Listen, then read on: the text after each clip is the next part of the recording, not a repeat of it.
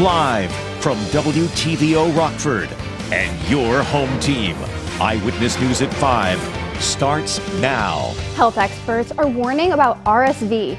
The cases are coming earlier than expected, and as there's a shortage of pediatric beds. One local trunk or treat is also serving as a fundraiser, the free event for the community that gives back to it. And a drive-through event means kids don't even have to get out of their cars to get candy. Organizers say it's a way to let the community know they're there. Good evening, I'm Taylor Castro. Thanks for joining us tonight. A Rockford man faces charges after a police pursuit ends in a deadly rollover crash.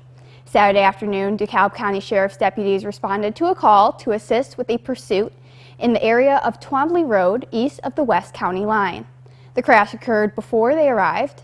The passenger was pronounced dead on the scene.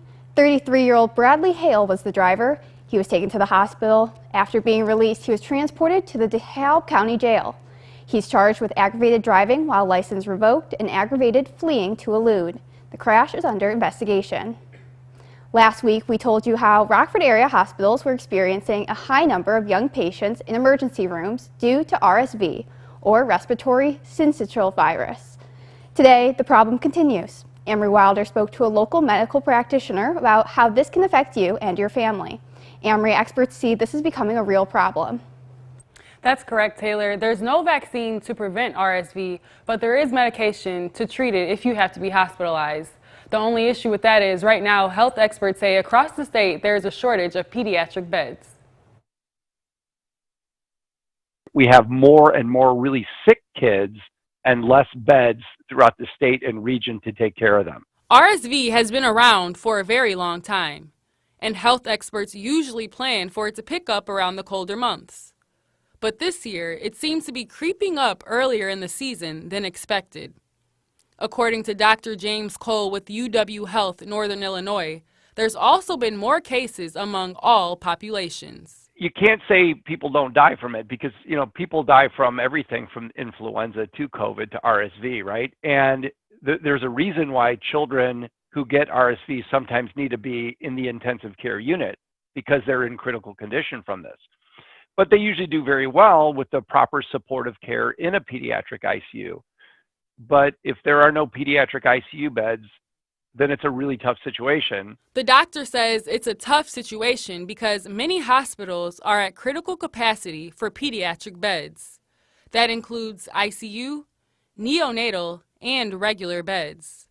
To prevent it, Dr. Cole suggests going back to practices used during the pandemic, like masking and social distancing. The best way to not get RSV is to do all the things, unfortunately, that we were telling people to do to avoid COVID, because it's just another one of those viral illnesses that you acquire via respiratory, communication. Cole worries about the future of the virus, with more people congregating inside during the winter. People will be getting sicker and there will be more disease.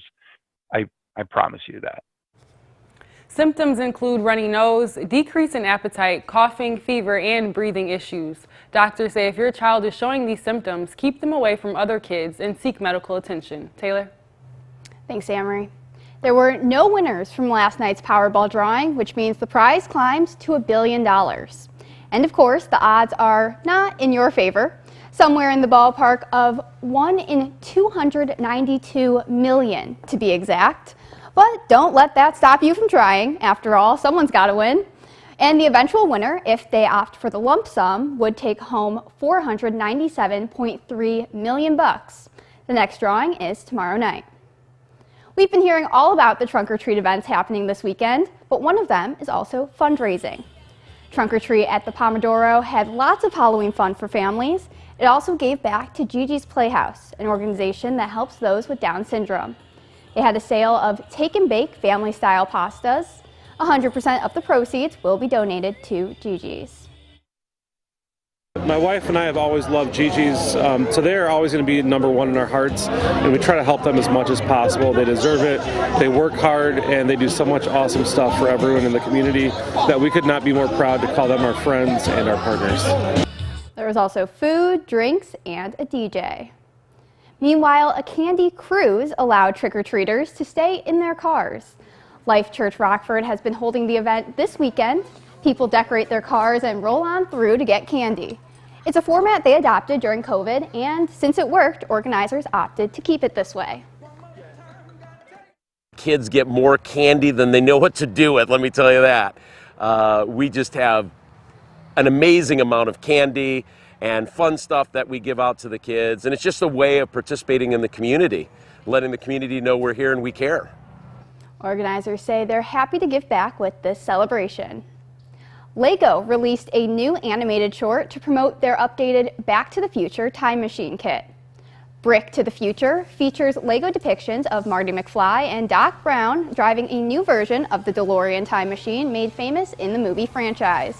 The latest design is more detailed than the version released in 2013. It has some very cool features, including working gull-wing doors, tires that fold for flight mode, a light-up flux capacitor, and a hood that opens. It even comes with Doc and Marty minifigures and a hoverboard. One of the statewide offices that Republicans have their eyes on the most is the Illinois Treasurer's race. A member of House Republican leadership, Tom Demmer, is challenging incumbent Michael Frerichs. Our Capitol Bureau Chief Cole Hankey has more on these two candidates.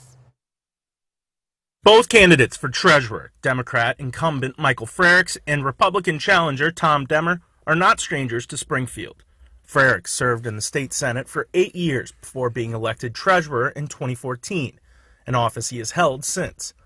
Demmer was first elected to the House of Representatives in 2013. Both have similar broad visions for the role of the office. The state treasurer has an impact on, what the confidence they have in state spending. The state treasurer has an impact in whether we're going to advocate for higher taxes or lower taxes in Illinois. I think we are a watchdog over tax dollars making more for the state of Illinois. But they plan to go about it in very different ways.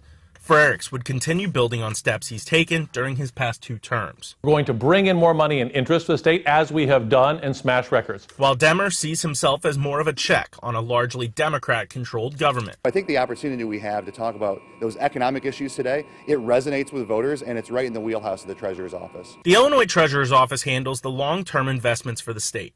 Good investments can turn into relief down the road in the form of surpluses in state revenue.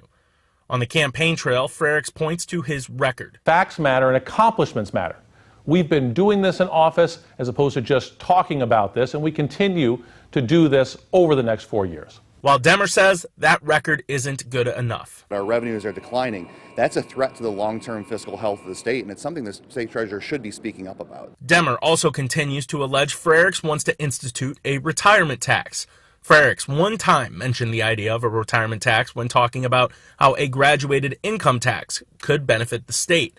But since then, Frerichs has said repeatedly he does not and never supported the idea of taxing retirement income. I haven't supported it. I haven't proposed it. I don't support it. I won't support it. Reporting in Springfield, I'm Cole Hankey. Another landmark Supreme Court decision may be in jeopardy of being struck down. Affirmative action, a tool used to increase racial diversity on college campuses, will be challenged in the Supreme Court tomorrow. They will hear 2 cases against Harvard University and the University of North Carolina that weigh whether colleges should be allowed to continue using race as a limited factor in admission decisions. It is likely that the 6-3 conservative majority will rule against it. Now, your first warned weather forecast from Chief Meteorologist Candace King. Well, despite the added cloud cover out there this afternoon, temperatures today were still able to manage to reach the low 60s. We actually made it to 65 degrees with some of that cloud cover. Pretty close, actually, to where we were yesterday. We've got the cloud cover this evening. Temperatures slowly dropping back through the 50s in a couple of spots. You're at 58 right now in Freeport, 56 in Rochelle, down to 62 here in Rockford, and 57 our current temperature in Monroe. We maintain that northeasterly wind. It's light, and our wind should stay fairly light as we go through the night tonight. Our weather watcher Jim this evening checking in with 63. Dew point temperature sits at 46. It's pretty dry out there as we maintain that northeast breeze. A live look with our SkyTrack camera out in Freeport, kind of looking off to the north and northwest. You see a mostly cloudy sky. From time to time, we've had some breaks. We were able to see a little sunshine in there for this morning and afternoon, but generally speaking, it's been a mostly cloudy and mostly dry day. However, we are starting to see a couple of showers begin to work in from the south. This is tied to a broader area of low pressure that is going to stay to the south, but a little bit of that moisture wrapping in around that low, currently sitting over south and southeast Missouri. That'll work through central and southern Illinois later tonight and during the day tomorrow. So you see some of those lighter showers kind of wrapping in. So a very light shower or two possible through these next couple of hours, and then we'll just hang on to that chance here as we go through this evening. So as we time that out on Futurecast, you see some of those lighter rain showers kind of working in. Temperatures are not really going to drop fast here just because of that cloud cover. We'll actually stay in the mid-40s for the start of our Monday. A couple of lighter showers possible to the south and east tomorrow morning, but a good portion of the morning and even into the early afternoon, we are expecting to continue with that cloud cover. So a mostly cloudy start to our Monday, and then those clouds will kind of last through early afternoon, but we are looking at mostly dry conditions. Once we get into the late afternoon, we'll start to see some dry air work in.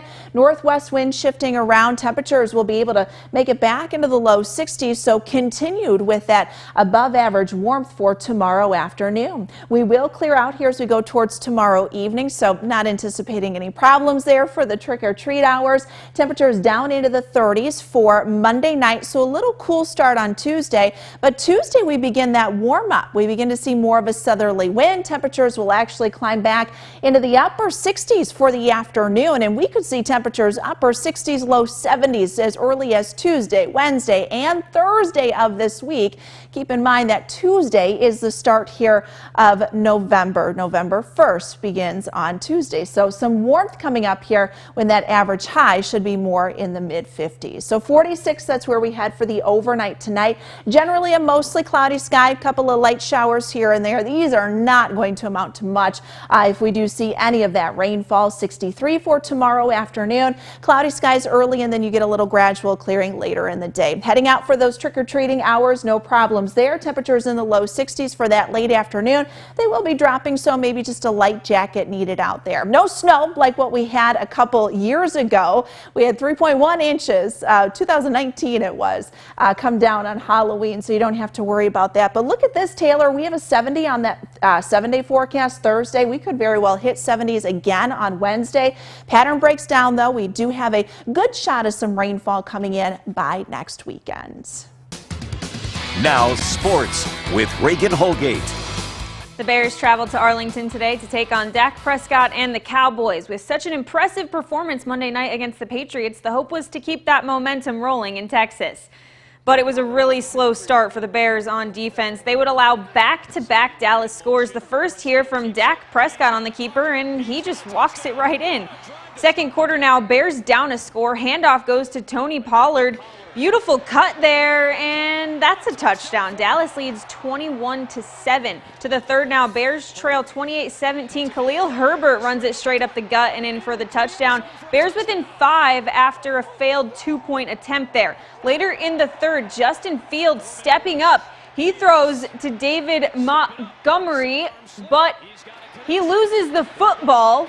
And Micah Parsons gets on top of it, and he gets up and takes it 36 yards all the way back for the scoop and score. Bears had a chance there at one point, but they let it slip. 49-29, the final from Arlington.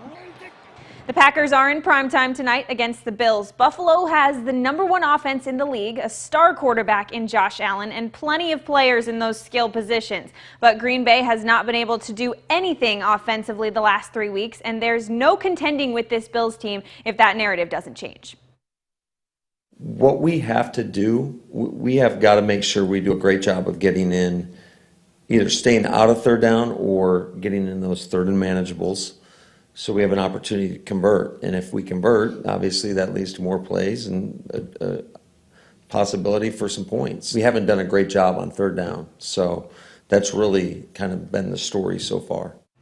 James Robinson made his debut in the green and white today as a Jet, but didn't see much from the star running back. He rushed 5 times for 17 yards and didn't catch his only target in their 22-17 loss. Robert Quinn made his first appearance for the Eagles today after being traded this week, and Philadelphia continues on as the only undefeated team in the league, 35-13 the final there.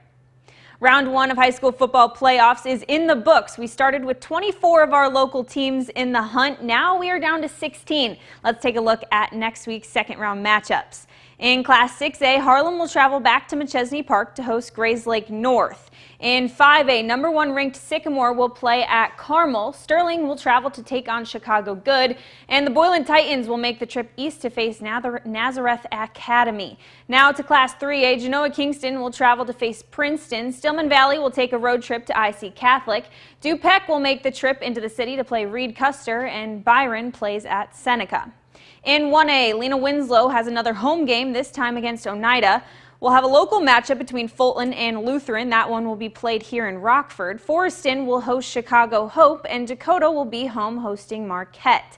Now in 8-man, Milledgeville travels to face Biggsville West Central. Polo will play at Cambridge Ridgewood, and Amboy will travel to take on Milford. The Blackhawks are back on the ice tonight in Minnesota with the Wild. They dropped last night's game against Buffalo in a 4-3 overtime decision. This game here will face off soon at 6 p.m.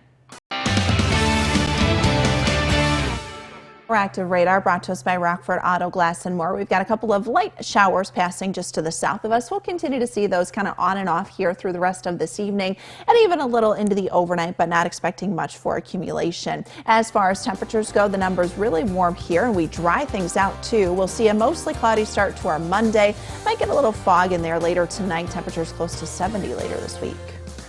Thanks, Candace. Thank you for joining us. We'll see you at 10.